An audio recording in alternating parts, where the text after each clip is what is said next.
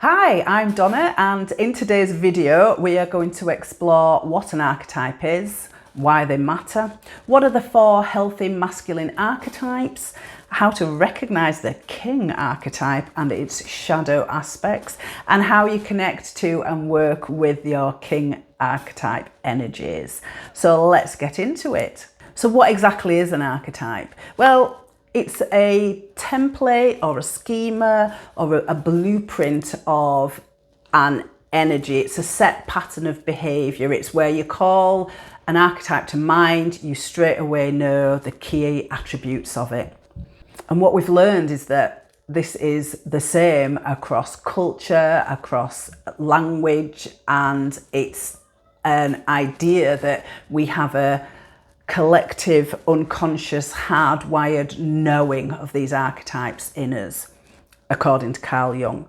But for today, we're focusing on the King archetype, and we're working on Moore and Gillette's version of the 4 archetypes, masculine archetypes.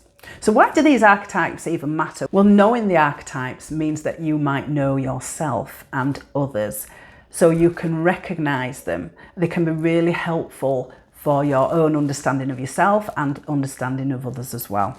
You can intentionally then nurture the healthy aspects, and you can work on the shadow or the more unhealthy aspects. So there are 4 healthy masculine archetypes according to Moore and Gillette. There is the King, the Warrior, the Magician and the Lover. And each of them have a healthy aspect and they have shadow aspects. The shadow aspects are, it's easy to say less healthy, but they can serve us as well. So we're not going to say that they're negative. They are aspects to be considered. So the King is all about truth, honour, holding the energy of being just and creative ordering. So it's really pinnacle place and being in that leadership position. It's about the Tao, the way, the Dharma. It's about that vision, the wider vision. The shadow aspects of the King are around being tyrannical or being weak. So we've got these at either end, the tyranny and the weakness. And in the absence of a healthy King, we have chaos, absolute falling apart of society or the group where the King is leading. We see some examples of a healthy King. We see Sauron and Theoden. We see Jon Snow out of the Game of Thrones. The shadow aspects, we might see characters like King Joffrey and Cornelius Fudge, for example. Moving on to the Warrior. The Warrior is about action. The Warrior is about discipline, but also some detachment in order to take that action. It's a aggressive but non-violent energy. So we get the force, we get the movement, we get that momentum. In shadow, the shadow side of it, we move from sadism on the one hand right through to cowardice on the other. Examples of a healthy warrior are people like Legolas and Gimli. We've got Jon Snow again, absolute warrior. Brienne of Tarth and Sirius Black, for example. And you'll hear me mention masculine and feminine, men and women in this masculine energy. And what we have to remember is that we all carry both masculine and feminine energy, and they're there to be balanced. So this isn't just about, oh, it's healthy masculine archetypes, it's men. It's not. It's everyone. So let's move to the Magician. The Magician's full of wisdom, old wisdom, knowledge, science, all-knowing, holding that energy of initiation and transformation. So alchemy, in some ways, taking 2 elements and creating something completely new. We see magicians, healthy magicians in Gandalf, Dumbledore. In shadow, the magician is manipulative, lying, deceitful. And we see that show up in characters such as Saruman, Severus Snape. The 4th archetype is the Lover. That's a sensitive, sensual, authentic, connecting, empathic. This is an energy about connecting with yourself and connecting with others in the wider world. An example of a healthy lover is Aragorn, who is actually very much the king, very much the warrior as well. We see Romeo out of Romeo and Juliet as a healthy lover. In the shadow side of the lover, we see characters such as Severus Snape with the thwarted love and how destructive that was for him. For this video, we are focusing on the King archetype. I'll cover the other archetypes in another video or other videos. So what about this healthy King archetype? How will you spot the healthy King archetype? So it's a combination, and I think it's definitely worth stating, is you can't take the King and just be, I'm rocking the King energy here. To rock the King energy in the archetype well, you have to have mastered the warrior, the magician and the lover. So the King is the apex in that respect, is that they're mastered and brought to the fore to create this beautiful King archetype. Your inner king sees the bigger picture. It isn't about what's in front of them. It's about a wider vision, and it's about making the right decisions, the decisive. The decisions might not be quick, they might be, but they're not forced to be. It'll take time to consider and bring in other aspects. So it isn't about quick decisions.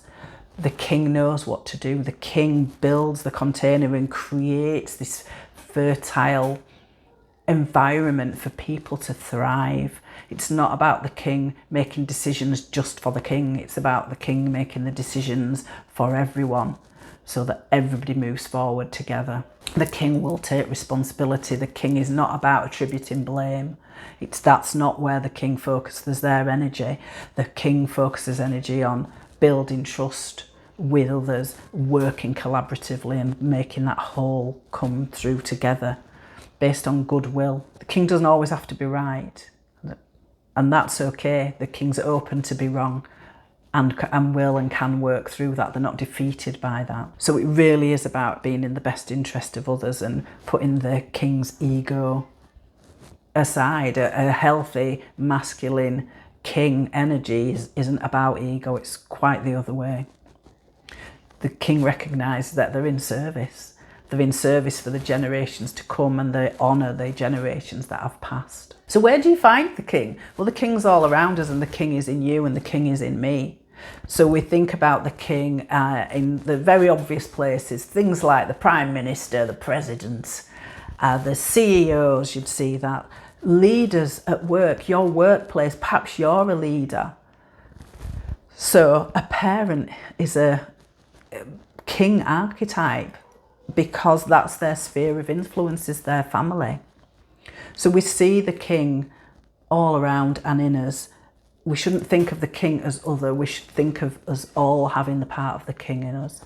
What about the shadow king? Well, we've got the tyrant, and that's when there's too much king energy. So we've got leaders who are driven to defend themselves, and they'll do that at whatever means possible. They'll belittle, they will be cruel, they will torture, they crush people in essence. And that kind of sounds kind of battly, but it's not. It's in our workplace. It's the way that we are working with people. So, you know, you're sitting in the tyrant energy, you're not necessarily going to get the best out of people. You're putting yourself first. That's not going to work. So we've got to recognise where we hold that tyrant energy. I'm sure if you think about it, you may recognise that in your life experience. So the tyrant sees themselves as completely superior, and they absolutely put their interests above that of others. We've also got on the other side the weakling king, and where there's too little king energy. And in those instances, you've got a king who is missing in action. They're gone.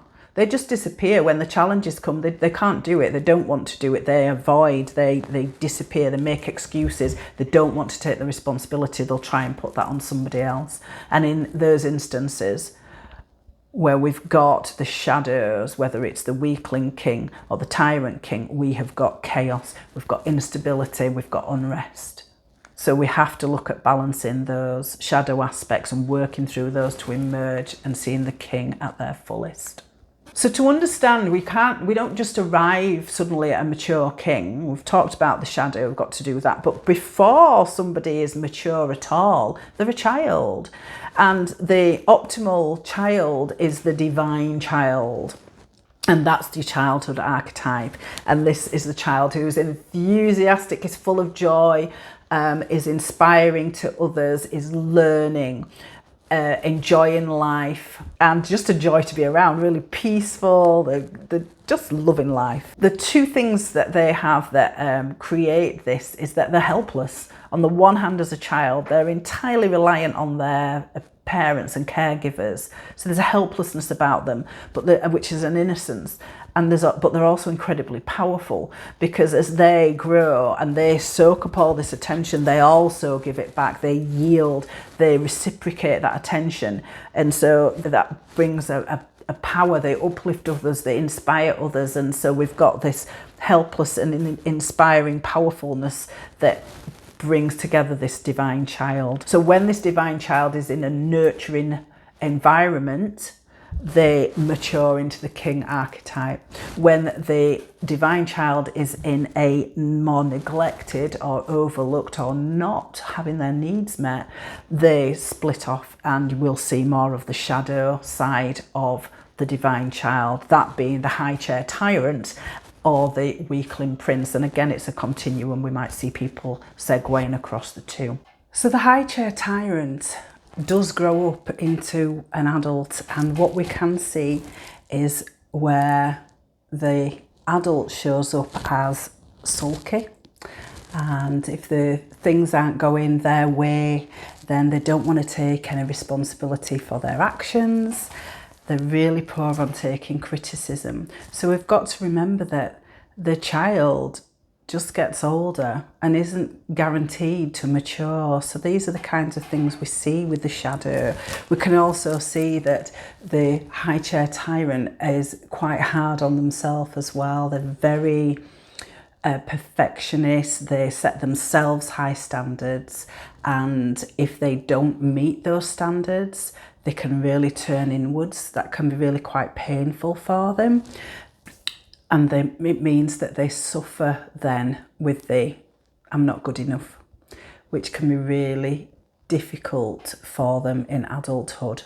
The other side of the shadow divine child is the weakling prince.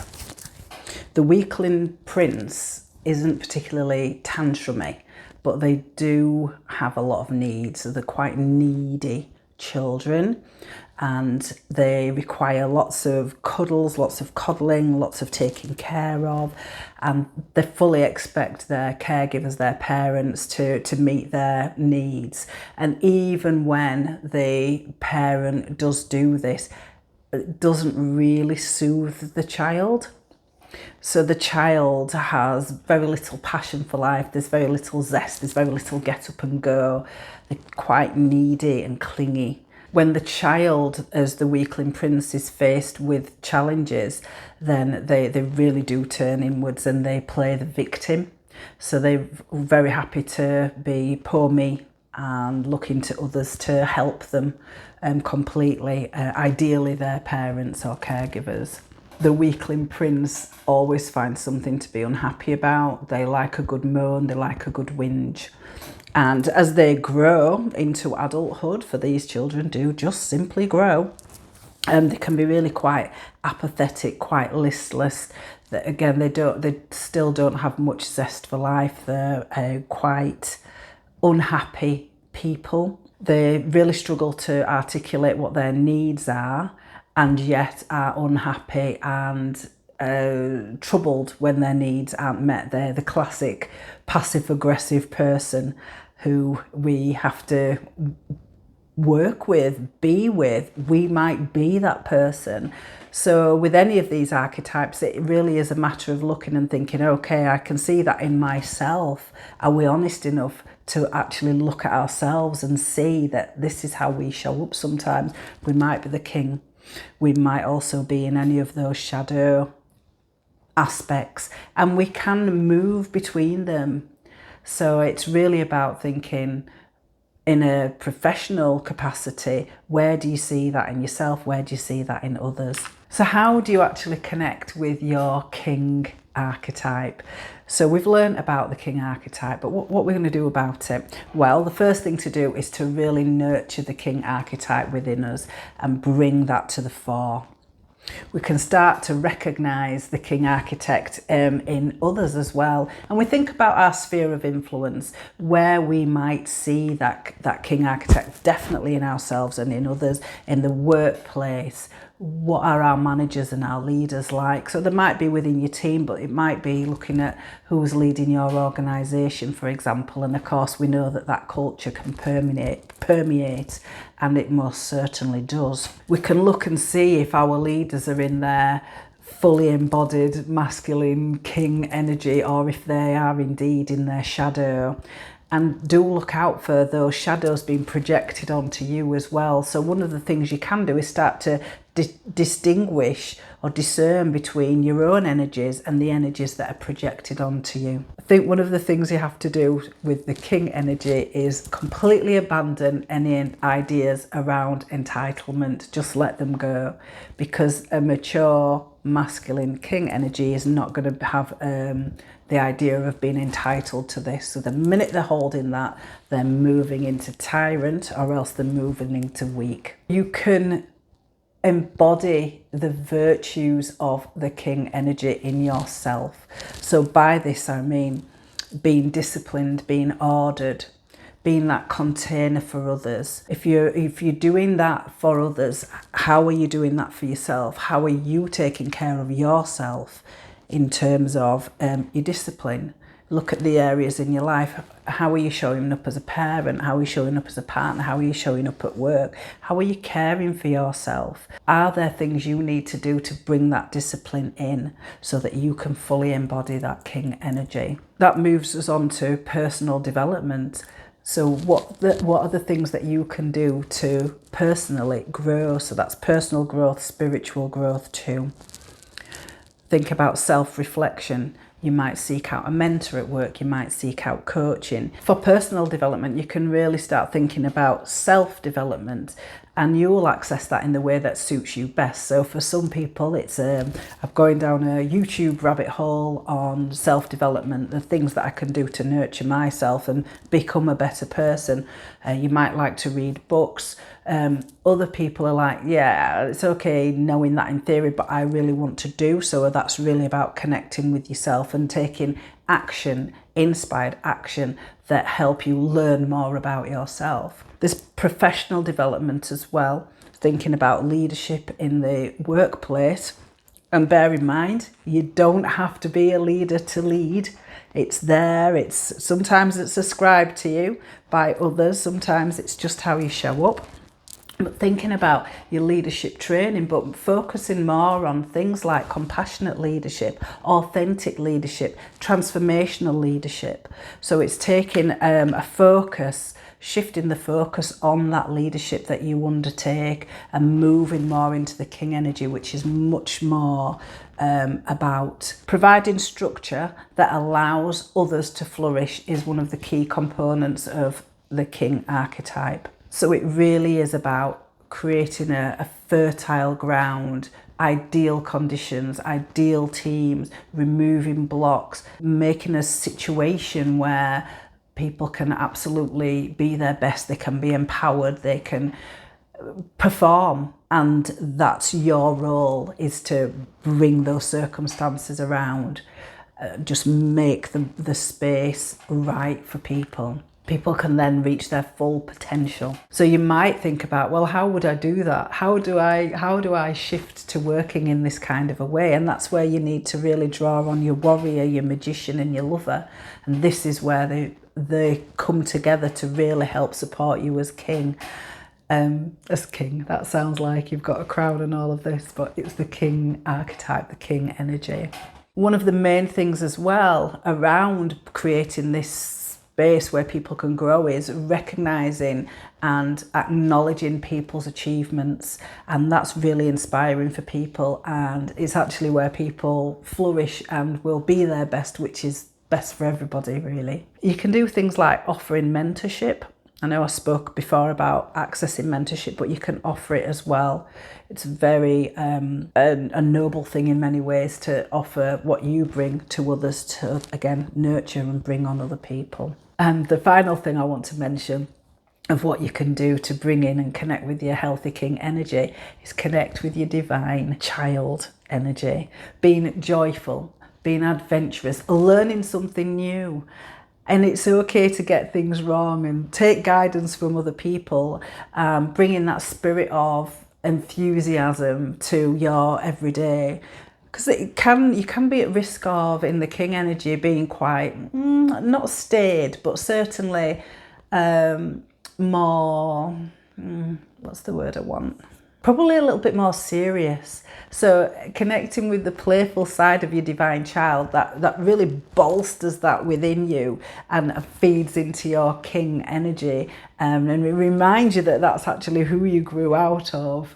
So that's the final point I'd want to make about connecting with your healthy king energy. So how do we do it? Well, in terms of energetics, it's doing the inner work. It's get the work done and work on yourself. And it's not about the outside stuff. It's not about going and doing this. It's not about having this. It's not about that. It's about what's going on inside. So I invite you to sit for a while. I invite you to reflect. I invite you to do what you do that is your time. So that might be meditating, that might be journaling, that might be going for a walk, being in nature. For some people, it's like literally chilling and reading a book. It's the time when it's just for you. The book one's interesting because your focus is elsewhere, but you do tend to relax. So you're really looking at how you connect with you. What is your relationship like with you? So we've got to find that energy, and the energy is there within you. So the key question is, in what way and when do you show up with these different king energies? So your king energy, being ordered, doing the right thing, being selfless and being a container for others. What way and when? Okay, same with the tyrant king energy. When are you mean? When might you be cruel? And then we've got the weakling king energy. When might you be avoidant, or you've gone missing in action? You're just not available. And again, let's look at that nice divine child energy. When are you there? In what way and when do you show up with that? High chair tyrant, is there a side of you that's entitled, arrogant or narcissistic? Are you showing those traits? And with your weakling prince energy, are you sulky? Are people on eggshells around you? Have you got that touch of perfectionist where you've got a fear around being anything less than?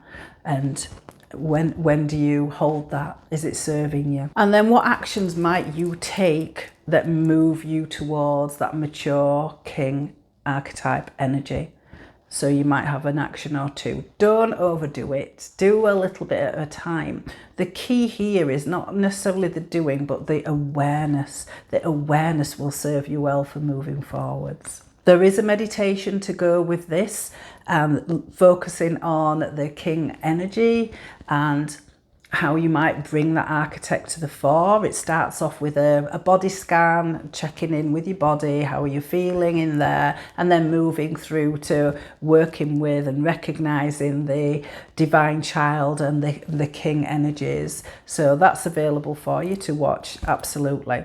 Hoping this video has brought value. If it has, please consider liking it, subscribing, and I really invite you to comment as well. How did you see the archetype show up in your life? Do share. I'd be absolutely fascinated and very delighted to hear about that. Until then, good day.